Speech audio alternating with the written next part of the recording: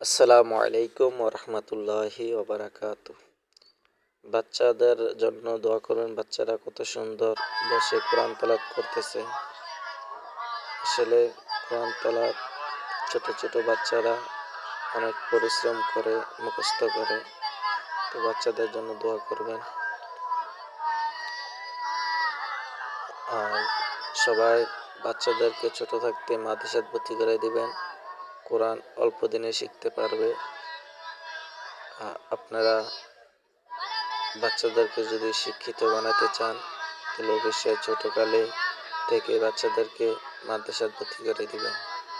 ইনশাল্লাহ বাচ্চারা কোরআনে হাফেজ হবে, একদিন বড় হবে, স্বপ্ন দেখে বড় হয়ে বাংলাদেশের ভালো একটা পর্যায়ে যাবে। ইনশাল্লাহ প্রতি মাদ্রাসা মুতামিম হবে।